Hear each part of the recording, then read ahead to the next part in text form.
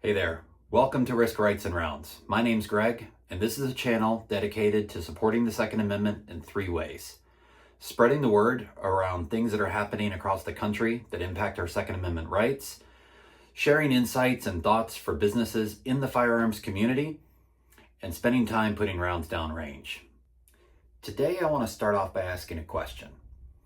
If you had to close your doors tomorrow, for whatever reason, say a fire tore through your business, or there was a theft of a lot of your inventory, or if you're a retailer in the firearms industry, maybe it's an ATF closure. How long could you survive? For most companies in the firearms community, the answer is not long. And that's going to be the subject of what I want to talk to you about today: business interruption coverage. Business interruption insurance is sometimes confused with property coverage, and they're not the same. Property is what covers your building, the build out of your space, your inventory. Business interruption is what pays you for what you lose while your business is closed. We're talking about your income, the revenue coming in for your business, your fixed expenses, things like rent, utilities, loan payments, employee wages, the cost of temporarily relocating while you're trying to recover from a closure. Think of it this way. Property insurance is what rebuilds your business. Business interruption is what keeps you alive while you're rebuilding. Now, companies in the firearms community are susceptible to more risk of closures than most common retail operations. And here's why. Fire and theft are obvious ones. Gun stores and distributors, they're high-value targets. And a burglary or an overnight smash and grab doesn't just rob you of your inventory, but it can also lead to a longer closure. The police investigate. Your security system has to be reviewed and look at potential upgrades. And sometimes there's even reviews of your FFL status.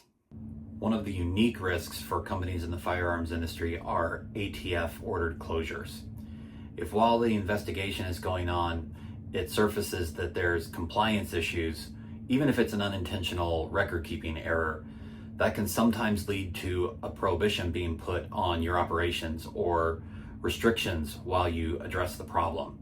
Your property policy isn't going to address any of that, but business interruption coverage could. Supply chain disruption is another thing to consider. Sometimes it can force distributors or retailers to halt operations just because the supply isn't available. This isn't something that property coverage is going to address, but it is something you may be able to have coverage for through business interruption. Many companies in the firearms industry are underinsured when it comes to business interruption coverage. And it's not because they skipped it, but it's because the coverage they have doesn't reflect reality. Most policies, when it comes to business interruption, start at 30 to 60 days of coverage to get you back on your feet. But when it comes to a large loss, like a fire or a large theft, oftentimes it can take 3 to 6 months to get back up to fully operational. And if the coverage you have runs out after 30 or 60 days, all of that extra expense until you're back on your feet, that's coming out of pocket. So things like your rent, your utilities, your wages for your staff. And that can be the difference between staying alive as a company and closing your doors for good. Business interruption insurance is one of those things that feels optional until the day that you need it. And if the day comes that you need it, it could be the one thing that's standing between you and the possibility of closing permanently. As I mentioned earlier, businesses in the firearms community are more susceptible than most to closures. So when it comes to business interruption insurance, this is not something you want to skip over. Getting coverage from a company that doesn't understand the firearms industry and the complexities that can come with it can really be the make or break of what happens to your business if there's a large loss. So the question you want to ask is not, do I need this coverage, but do I have this, and is it sufficient for the operations of my business? So that's what I've got for you today. I hope you found this video interesting. If you've liked the video, please hit the like button, subscribe to the channel, and I'll be bringing you more content soon on things that are happening across the country that are impacting our Second Amendment rights, sharing thoughts and insights for businesses in the firearms community, and spending some time putting rounds down range.